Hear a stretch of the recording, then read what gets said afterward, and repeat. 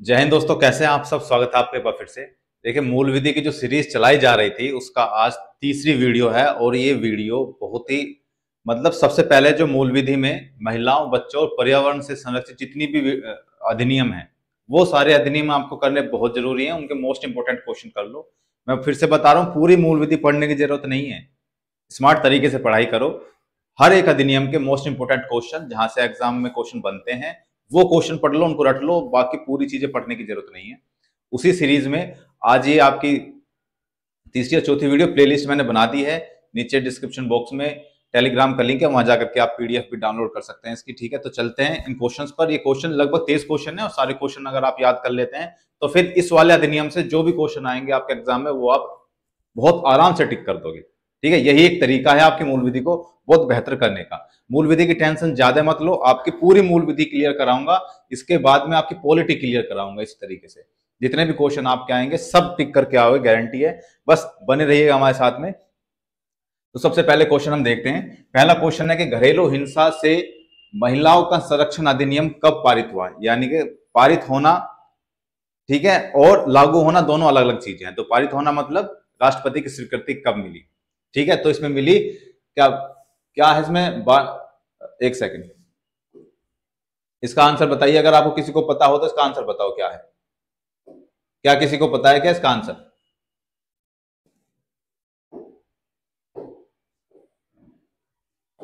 हाँ, 12 सितंबर या 13 सितंबर 2005, 13 सितंबर 2007, 13 सितंबर 2004। देखिए, इसका जो सही आंसर है वो है 13 सितंबर 2005। इसका जो सही आंसर है वो ये है। कमेंट बॉक्स में जरूर बताइएगा, क्योंकि आप सब लोगों के इतने सारे कमेंट आ रहे हैं सर सीरीज को इसको कंटिन्यू रखिएगा, और इसलिए सारी चीजें कंटिन्यू चली जाएंगी। सारे अधिनियम, सारी मूल विधि आपको बेहतर तरीके से कराई जाएगी। इसके बाद पॉलिटी कराई जाएगी। ठीक है, इसी तरीके से चैनल को सब्सक्राइब कर लीजिएगा। बहुत सारी चीजें यहाँ आपको देखने को मिलेगी। यूपीएसआई में पॉलिटी और मूल विधि की टेंशन बिल्कुल मत लेना। जो भी क्वेश्चन आएंगे वो आप टिक करके आओगे, गारंटी है। बस यहाँ बने रहना। ठीक है, तो पहला क्वेश्चन ये हो गया। नेक्स्ट क्वेश्चन देखते हैं। नेक्स्ट, घरेलू हिंसा की परिभाषा अधिनियम के किस धारा में दिया गया है। धारा 3, धारा 5, धारा 6, धारा 8। देखिए, मैंने पहले इससे पहले वीडियो में आपको बताया था कि किसी भी अधिनियम में जो परिभाषा दी जाती है मोस्टली धारा 2 में दी जाती है। इसमें भी धारा 2 में दी गई है, लेकिन कुछ शब्दों की परिभाषा दी गई है धारा 2 में, जैसे कि बच्चा कौन होगा। ठीक है, इस तरीके के जितने भी शब्द उनकी परिभाषा दी गई। लेकिन इसमें पूछा जा रहा है घरेलू हिंसा की परिभाषा। तो घरेलू हिंसा की परिभाषा किसमें दी गई है? धारा 3 में दी गई है। तो इसका जो सही आंसर है वो क्या है? धारा 3 इसका सही आंसर है। इस तरीके से आप यहीं से टिक कर चलिए, धारा 3। इसके अलावा यही याद कर लो ना, धारा 3 किसमें परिभाषा दी गई है? धारा 3 में। ये भी बता दी गई है कि धारा 2 में किसकी परिभाषा है, धारा 3 में किसकी परिभाषा है। आपको यही याद हो जाना चाहिए। धारा 2 में शब्दों की परिभाषा है और धारा 3 में घरेलू हिंसा की परिभाषा है। किसमें? धारा 3 में। अगला क्वेश्चन देखते हैं। घरेलू हिंसा के अंतर्गत क्या आता है? ये तो मैं समझता हूं कि सभी लोग इसको मोस्टली कर ही देंगे। घरेलू हिंसा के अंतर्गत क्या आता है? मानसिक दुर्व्यवहार आता है, शारीरिक दुर्व्यवहार आता है, अभद्र भाषा का प्रयोग ये आता है, फिर उपरोक्त सभी आते हैं। मुझे लगता है सभी इसको बता दें कि उपरोक्त सभी इसका सही आंसर होगा। क्या होगा? उपरोक्त सभी। नेक्स्ट क्वेश्चन देखते हैं। ऐसे ही तो क्वेश्चन आते हैं आपके एग्जाम में, ऐसे ही आते हैं। जो बेसिक चीज है वही आपसे पूछी जाती है, वही आपसे एक्सेप्ट की जाती है कि आप बेसिक चीज की नॉलेज रखते हो, ज्यादा हाई लेवल की वो उनको नहीं चाहिए। ठीक है, नेक्स्ट क्वेश्चन है कि इस अधिनियम का क्या उद्देश्य है? परिवार में रहने वाली महिलाओं के साथ होने वाली घरेलू हिंसा से रक्षा, या फिर महिलाओं को संविधान के तहत गारंटीकृत अधिकारों को अधिक प्रभावी संरक्षण प्रदान करना, या फिर पारिवारिक हिंसा की शिकार महिलाओं को संवैधानिक अधिकारों की गारंटी प्रदान करना, या फिर उपरोक्त सभी। इसका जो सही आंसर है, मुझे पता है आप सब लोग जानते हैं इसका आंसर, उपरोक्त सभी इसका सही आंसर होगा। ठीक है, नेक्स्ट क्वेश्चन देखते हैं। इसमें बहुत सारे क्वेश्चन ऐसे हैं जो आप जानते हैं। देखिए, मैं सबसे पहले उन्हीं को करा रहा हूं। पहले मैंने बीएनएस की क्लास कराई, उसके बाद पोक्सो की क्लास कराई, उसके बाद घरेलू हिंसा की क्लास कराई है। जो मोस्ट इंपोर्टेंट अधिनियम है, जहां से आपके क्वेश्चन बनते हैं, बच्चे, महिलाओं, पर्यावरण और साइबर से संबंधित क्वेश्चन ज्यादा बनते हैं, तो उन्हीं क्वेश्चंस को लेकर के मैं पहले आया हूं। और ये एक प्लेलिस्ट बना दी गई है, प्लेलिस्ट में जाकर के सारी वीडियो देख लीजिएगा। सारे क्वेश्चन रट लीजिएगा, याद कर लीजिएगा, आपका मूल विधि से क्वेश्चन गलत नहीं होगा अगर मूल विधि से क्वेश्चन आएगा तो। ठीक है, नेक्स्ट क्वेश्चन देखते हैं। घरेलू हिंसा से महिलाओं का संरक्षण अधिनियम 2005 भारतीय संविधान के एक कब आया था, ये ध्यान रखना, 2005 कब आया था, ये 2005 में, ये बात याद रखना 2005 में। ठीक है, क्योंकि इसको याद नहीं होते हैं और जो ऑप्शन होते हैं ना मिले जुले होते हैं, 2005, 2006, 2007, तो याद रखना 2005 में। नेक्स्ट क्वेश्चन है, संविधान के किस अनुच्छेद में आता है, किस अनुच्छेद में आता है? इसका जो सही आंसर है वो है अनुच्छेद, क्या होगा, अनुच्छेद 14 में। क्या है, अनुच्छेद 14। ठीक है, नेक्स्ट क्वेश्चन देखते हैं, कौन सा अनुच्छेद?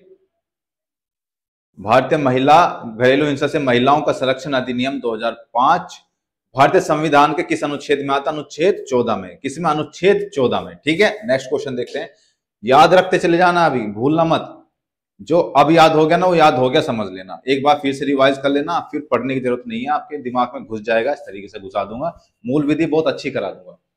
इस अधिनियम के अनुसार संरक्षण अधिकारी से अभिप्रेत है, कौन संरक्षण अधिकारी होगा? इसका राष्ट्रीय महिला आयोग द्वारा नियुक्त कोई अधिकारी होगा, या फिर राज्य सरकार द्वारा 8(1) के अधीन नियुक्त अधिकारी होगा, या केंद्र सरकार के द्वारा नियुक्त अधिकारी होगा, या इनमें से कोई नहीं? मुझे बताइए। अगर आप पढ़ रहे, अगर आपने पढ़ा होगा तो आप इसके बारे में जरूर जानते होंगे, बताइए क्या इसका आंसर है? नहीं पता चल पा रहा है, मैं बताता हूं, इसका जो आंसर है वो है 2। राज्य सरकार द्वारा 8(1) के अधीन नियुक्त अधिकारी कौन होगा? संरक्षण अधिकारी होगा। नेक्स्ट क्वेश्चन देखते हैं, क्वेश्चन को यही याद कर लो, चाहे वीडियो पॉज करके उसको पढ़ना हो, उसको रटना हो, रट लो, पढ़ लो, यही याद कर लो। इसके बाद दोबारा ये मत सोचना कि मैं बाद में पढ़ लूंगा, बाद में याद कर लो, अभी याद कर लो तो हो जाएगा। ठीक है, घरेलू हिंसा अधिनियम के अधीन सक्षम न्यायालय से आशय है प्रथम श्रेणी के न्यायिक मजिस्ट्रेट या मेट्रोपॉलिटन मजिस्ट्रेट का न्यायालय, या फिर सत्र न्यायालय, या फिर मुख्य न्यायिक मजिस्ट्रेट का न्यायालय, या फिर न्यायिक मजिस्ट्रेट न्यायालय। तो इसका जो सही आंसर होगा वो होगा क्या? पहला, प्रथम श्रेणी की न्यायिक मजिस्ट्रेट या मेट्रोपॉलिटन मजिस्ट्रेट का न्यायालय। देखिए ऐसा है, यूपीएसआई के लिए बहुत सारे लोग परेशान है कि कब हमारा एग्जाम होगा, कोई कह रहा है कि दिसंबर में होगा, कोई कह रहा है जनवरी में होगा, कोई कह रहा है कि अभी पंचायत का इलेक्शन आने वाला उसके बाद होगा, क्या होगा क्या नहीं। देखिए ये कोई नहीं जानता एग्जैक्टली कि कब आपका एग्जाम होगा, ये केवल और केवल जानते हैं कौन? जो एग्जाम कंडक्ट करा रहे हैं। तो आप अपनी तैयारी को कभी लूज मत छोड़ना, ये मत सोचना कि पंचायत के बाद होगा तो मैं तैयारी करना छोड़ देता हूं या फिर थोड़ा सा इसको बाद में पढ़ेंगे, ऐसा कुछ नहीं है। आप अपनी तैयारी को जिस तरीके से लेकर चल रहे थे बिल्कुल टाइट तरीके से, उसी तरीके से तैयारी जारी रखनी है। अगर आपने अपने आप को लूज कर दिया ना, तैयारी को लूज कर दिया, तो फिर बहुत सारे लोग आपसे बहुत आगे निकल जाएंगे। एक एक क्वेश्चन पर लाखों लाखों लोग ऊपर नीचे होते हैं, तो एक एक क्वेश्चन बहुत इंपॉर्टेंट है आप लोगों के लिए। तो अपनी तैयारी को बहुत मजबूत करिए, ये मत सोचिएगा कि बाद में पढ़ लेंगे, बाद में पढ़ लेंगे, बाद कभी नहीं आता है। और जब इलेक्शन के बाद, अगर मैं कह रहा हूं कि इलेक्शन के बाद भी अगर आपका एग्जाम होगा तो आप तब तक इतना कुछ पढ़ लेंगे, इतना कुछ याद कर लेंगे कि आपकी उंगलियों पर हर चीज रटी होगी, अगर आप अभी से तैयारी करना बेहतर तरीके से शुरू कर देंगे। नेक्स्ट क्वेश्चन है कि घरेलू हिंसा अधिनियम कब लागू हुआ? ये 26 अक्टूबर 2005, 26 अक्टूबर 2006, 26 अक्टूबर 2007 या 26 अक्टूबर 2008। देखिए मैंने वो बताया था अधिनियम कब हुआ, ठीक है, लागू कब हुआ, मतलब राष्ट्रपति की स्वीकृति कब मिली थी और लागू कब हुआ? तो ये लागू हुआ 26 अक्टूबर 2006, यानी कि लगभग 1 साल बाद। कब? 26 अक्टूबर 2006, 26 अक्टूबर 2006। 2005 इसका था लेकिन 2006 में लागू हुआ ये। ठीक है, नेक्स्ट क्वेश्चन देखते हैं, व्यथित व्यक्ति कौन होता है? व्यथित व्यक्ति कौन होता है? देखिए, प्रत्यार्थी व्यक्ति, या घरेलू हिंसा से पीड़ित व्यक्ति, या फिर घरेलू हिंसा करने वाला व्यक्ति, या फिर इनमें से कोई नहीं। व्यथित व्यक्ति होता है मतलब पीड़ित व्यक्ति। ठीक है, पीड़ित व्यक्ति मतलब घरेलू हिंसा से पीड़ित व्यक्ति। इसका जो सही आंसर है वो है घरेलू हिंसा से पीड़ित व्यक्ति। अब एक बात और है, घरेलू हिंसा अगर आप ये कहें कि भाई पुरुषों पे भी तो घरेलू हिंसा होती है, ऐसे तो नहीं कि उनको पत्नियां भी तो पीटती हैं, सिंपल सी बात है, पत्नियां भी पति को पीटती हैं, उनके साथ भी घरेलू हिंसा होती है। लेकिन ये जो अधिनियम बनाया गया है ये केवल महिलाओं के लिए बनाया गया है, पुरुषों के लिए नहीं बनाया गया है, तो इसमें पुरुष नहीं आएंगे, याद रखना। इसमें महिलाएं ही आएंगी। तो इसमें पीड़ित कौन होगा? महिलाएं ही होंगी, पुरुष इसमें पीड़ित नहीं होगा। नेक्स्ट क्वेश्चन देखते हैं कि आर्थिक अनुतोष धारा 20 के तहत, धारा 20 में होता है आर्थिक अनुतोष, ये भी याद रख लेना। आर्थिक अनुतोष किस में होता है? धारा 20 में। आर्थिक अनुतोष से क्या अभिप्राय है? देखिए, आर्थिक अनुतोष का क्या मतलब होता है ये भी बता दूं। चीजें अगर समझोगे, बेसिक समझोगे, तो क्वेश्चन याद करने में बहुत आसानी रहेगी।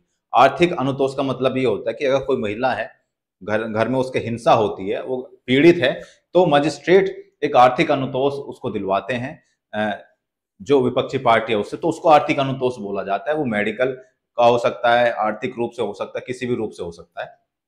तो आर्थिक अनुतोष धारा 20 के तहत क्या अभिप्राय है कि प्रत्यार्थी को क्षतिपूर्ति आदेश, या फिर प्रत्यार्थी व्यक्ति से लिया गया धन, या फिर मजिस्ट्रेट द्वारा व्यथित का क्षतिपूर्ति आदेश। प्रत्यार्थी कौन होता है? प्रत्यार्थी होता है जो विपक्षी पार्टी हो, जिसने घरेलू हिंसा की, और व्यथित कौन होता है? जिसके साथ घरेलू हिंसा हुई। तो मजिस्ट्रेट द्वारा व्यथित का क्षतिपूर्ति आदेश, इसका जो सही आंसर है वो होगा ऑप्शन नंबर 3, मजिस्ट्रेट ही वो आदेश देते हैं। ठीक है, तो इसका आंसर होगा कौन सा? तीसरा। नेक्स्ट क्वेश्चन देखते हैं, यही याद करते चले जाओ, आगे ये मत सोचना फिर से याद करेंगे। घरेलू हिंसा की प्रकृति में शामिल होती है सामान्य बात पर विवाद करना, रिश्तेदारों के समक्ष अपमान करना। ऐसा होता ना, घर में जाते हैं तो महिलाएं क्या कहती है अपने हस्बैंड से कि भाई देखो ऐसा है, मुझे अकेले में कुछ भी कह लेना, डांट लेना, लेकिन महिला रिश्तेदारों के सामने कहीं मुझे डांटना मत, ठीक है, कुछ कहना मत। तो वही वाली बात है, सामान्य बात पर विवाद करना या रिश्तेदारों के समक्ष अपमान करना, पारिवारिक मामलों में अभिव्यक्ति का अधिकार ना होना, या फिर उपरोक्त सभी। तो इसका जो सही आंसर है, मैं जानता हूं आप सब लोगों को पता है, इसका आंसर है उपरोक्त सभी। ठीक है, नेक्स्ट क्वेश्चन देखते हैं, घरेलू हिंसा घटित होने की सूचना किसे दी जाती है? घरेलू हिंसा घटित हो गई तो सूचना किसे दी जाएगी?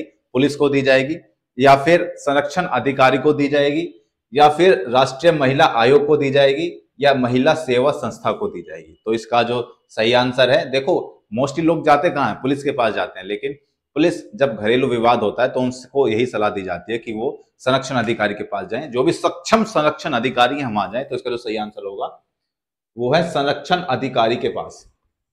ठीक है, नेक्स्ट क्वेश्चन, ये याद रखना, यहाँ बहुत सारे लोग कंफ्यूज हो जाएंगे, सबसे पहले पुलिस लगाएंगे, लेकिन इसका जो सही आंसर है वो है संरक्षण अधिकारी। ठीक है, क्या है? संरक्षण अधिकारी। नेक्स्ट क्वेश्चन देखते हैं कि संरक्षण अधिकारी की नियुक्ति कौन करता है? बताइए, राष्ट्रीय महिला आयोग, या फिर महिला सेवा संस्थान, केंद्र सरकार, या राज्य सरकार? बताइए इसका सही आंसर आप कमेंट बॉक्स में बताइए। कमेंट बॉक्स में कमेंट करते रहिए यार कि इसका पहले का दूसरा आंसर है, तीसरा है, चौथा है, या दूसरे क्वेश्चन का कौन सा आंसर है। आपकी इसमें पता चलता है आप कितने एक्टिव हैं और कितनी नॉलेज आप रखते हैं, उसी से पता चलेगा कि आपका सिलेक्शन होगा कि नहीं होगा।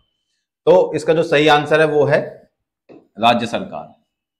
ठीक है, संरक्षण अधिकारी की नियुक्ति कौन करता है? राज्य सरकार करता है। अगला क्वेश्चन देखते हैं। अगला क्वेश्चन है कि संरक्षण अधिकारियों की नियुक्ति के संबंध में क्या सही नहीं है? संरक्षण अधिकारी की नियुक्ति के संबंध में क्या सही नहीं है?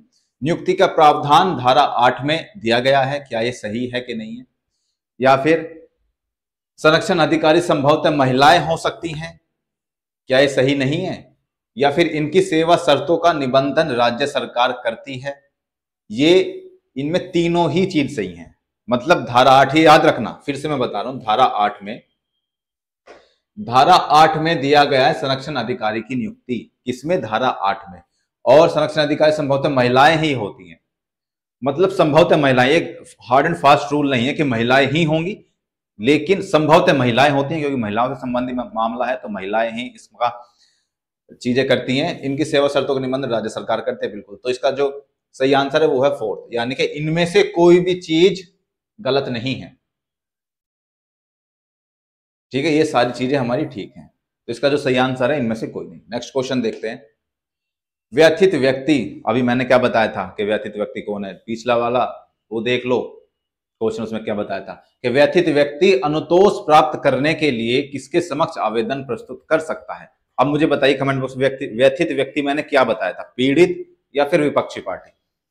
व्यथित व्यक्ति अनुतोष प्राप्त करने के लिए किसके समक्ष आवेदन कर सकता है? पहला क्वेश्चन है पुलिस अधिकारी के समक्ष, या फिर महिला आयोग के अध्यक्ष के समक्ष, या फिर मजिस्ट्रेट के समक्ष, या फिर उपरोक्त सभी के समक्ष? बताइए इसका सही आंसर बताइए। मैं जानता हूं आप लोग जानते हैं, कमेंट नहीं करते हैं, कमेंट किया करो और चैनल को सब्सक्राइब कर लेना। बहुत सारी वीडियोस, बहुत सारे क्वेश्चंस, बहुत इंपॉर्टेंट क्वेश्चन आपके सामने आने वाले हैं।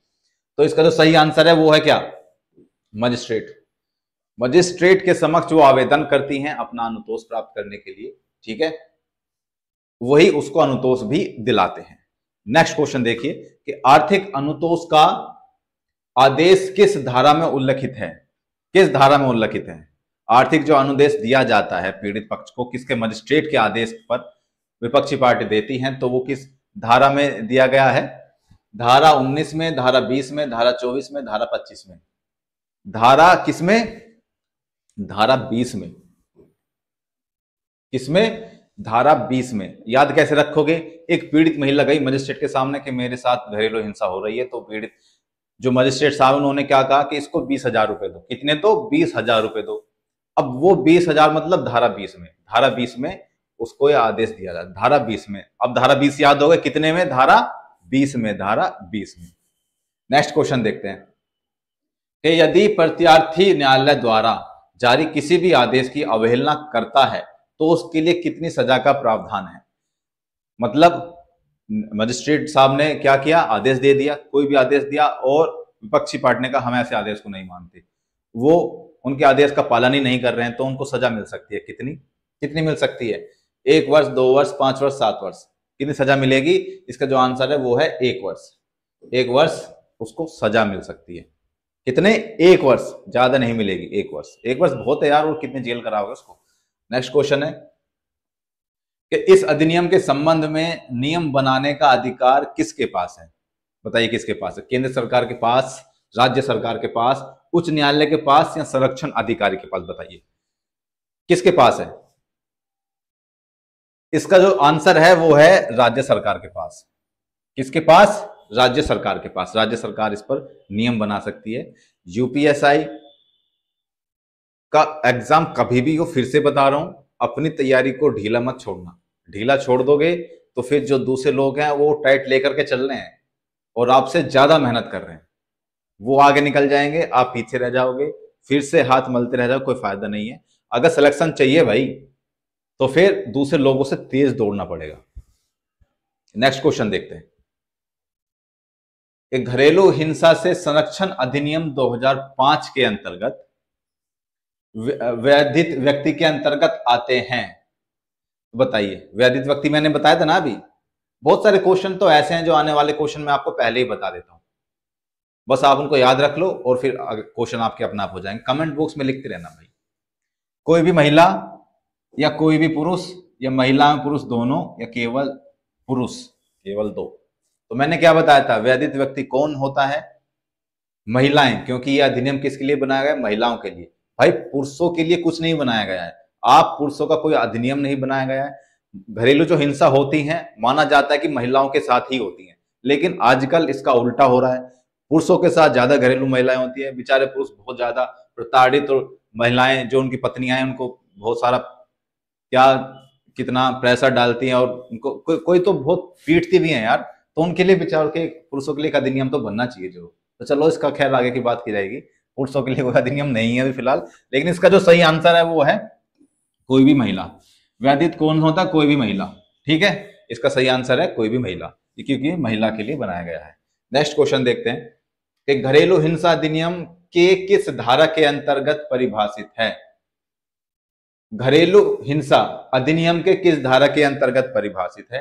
तो ये वाला क्वेश्चन तो शायद 2 बार आ गया है, ये मैंने पहले ही बताया था। ये धारा 3 में परिभाषित है। धारा 2 में क्या है? जो शब्द हैं घरेलू हिंसा अधिनियम के अंतर्गत वो परिभाषित है, और धारा 3 में क्या है? घरेलू हिंसा परिभाषित है। ठीक है, नेक्स्ट क्वेश्चन देखते हैं।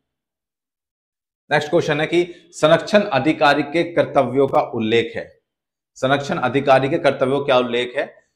किसमें है? धारा 9 में, या फिर धारा 10 में, धारा 11 में, धारा 12 में। मैंने पिछली बार क्या बताया था, अभी कुछ क्वेश्चन पहले ही बताया था कि संरक्षण अधिकारी का नियुक्ति किस धारा में थी? किस धारा में थी? धारा 8 में। किस में थी? धारा 8 में।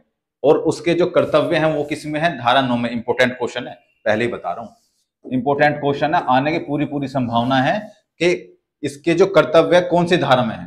धारा 9 में। किसमें है? धारा 9 में। कर्तव्य धारा 9 में है, नियुक्ति धारा 8 में है, याद रखना 8 और 9, 8 और 9, 8 और 9, ठीक है। इसमें है धारा 9 में कर्तव्य है। नेक्स्ट क्वेश्चन देखिए कि घरेलू हिंसा अधिनियम के अधीन सक्षम न्यायालय द्वारा किया गया कोई आदेश परिवर्तन होगा। अगर कोई भी सक्षम न्यायालय उन्होंने आदेश दिया तो वो कहां परिवर्तन होगा, मतलब कहां लागू होगा? वो मात्र उस जिले में जहां आदेश किया गया है, या फिर मात्र उस राज्य में जहां आदेश दिया गया है, या फिर समस्त भारत में, या फिर कहीं भी नहीं? बताइए। अगर कोई भी न्यायालय है, उन्होंने कोई भी आदेश दिया तो वो कहां परिवर्तन होता है, वो कहां लागू होता है? केवल उस जिले में होगा, केवल उस राज्य में होगा, पूरे भारत में होगा? आंसर दीजिए जल्दी फटाफट कमेंट बॉक्स में। तो इसका जो सही आंसर है वो है क्या? समस्त भारत में। बहुत सारे लोगों ने सोचा होगा और आंसर दिया भी होगा, कहां? उस जिले में जहां आदेश दिया गया है। बहुत सारे लोगों ने यही सोचा होगा, लेकिन ये पूरे भारत में अगर न्यायालय कोई आदेश देता है तो पूरे भारत में लागू होता है, ये बात ध्यान रखना। नेक्स्ट क्वेश्चन है कि घरेलू हिंसा करने वाले को कितनी सजा का प्रावधान है? बताइए कितनी सजा का प्रावधान है? 1 वर्ष का कारावास या 20,000 रुपए जुर्माना, या फिर दोनों? ठीक है, ये आखिरी क्वेश्चन है, और आखिरी क्वेश्चन बहुत, ये भी इंपॉर्टेंट क्वेश्चन है, इसको याद रखना जरूर, ये इंपॉर्टेंट क्वेश्चन है। 1 वर्ष का कारावास या 20,000 रुपए, या फिर ये दोनों मिलेंगे, या फिर 6 माह कारावास या 10,000 रुपए जुर्माना, ये दोनों देने पड़ेंगे, या 2 वर्ष का कारावास या 20,000 रुपए जुर्माना, ये दोनों हैं, या फिर 1 वर्ष का कारावास 10,000 रुपए जुर्माना, ये दोनों हैं। तो याद रखिए कि जो भी घरेलू हिंसा करेगा, भाई ध्यान रखना, अपनी पत्नी को कभी मत मारना, कभी मत पीटना, वरना 1 साल की जेल हो सकती है, ये बात याद रखना। तो आपको यहीं से याद हो जाएगा कि 1 साल, 1 वर्ष कारावास और 20,000 रुपए जुर्माना। मैंने क्या कहा था धारा 20 में? कैसे याद रखने के लिए कहा था कि मजिस्ट्रेट साहब ने जाते ये कहा चलो इनको 20,000 रुपए दो, आपने इनके साथ हिंसा की है, तो यानी कि 20,000 रुपए जुर्माना। बहुत सारे क्वेश्चन में पहले ही बता देता हूं, याद रखना आपकी जिम्मेदारी है। तो इसका क्या आंसर है? 1 वर्ष कारावास या 20,000 रुपए जुर्माना, या फिर दोनों ये चीजें हो सकती हैं। तो दोस्तों इस तरीके से ये मूल विधि का ये वाला चैप्टर खत्म हो गया। अगर क्वेश्चन यहाँ से आया मूल विधि से, तो आपका यहीं से आएगा। ये सारे क्वेश्चंस याद कर लेना। बहुत सारे क्वेश्चन तो ऐसे होंगे जो आपके मैंने यहीं याद करा दिए होंगे। अगला जो अधिनियम होगा वो भी बहुत इंपॉर्टेंट होगा, उस अधिनियम को देखिएगा, चैनल को सब्सक्राइब कर लीजिएगा, आने वाली वीडियोस बहुत इंपॉर्टेंट होने वाली है।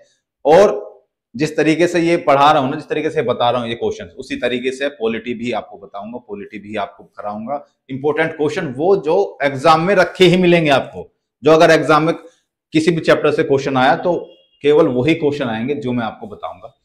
ये जो क्वेश्चंस हैं ये ऐसे नहीं कि कहीं से भी उठा करके आपको बता रहा हूं, ये क्वेश्चंस वहां से उठा करके लेकर के आया हूं। वहां इतनी सारा मेहनत, इतनी सारी चीज लगती है इनको पिकअप करने में क्वेश्चंस को, कि मत पूछो। तो इतनी सारी मेहनत के बाद ये क्वेश्चन आपके सामने आते हैं। तो चैनल को सब्सक्राइब जरूर कर लेना दोस्त। तो मिलते हैं फिर अगली वीडियो में, तब तक के लिए जय हिंद।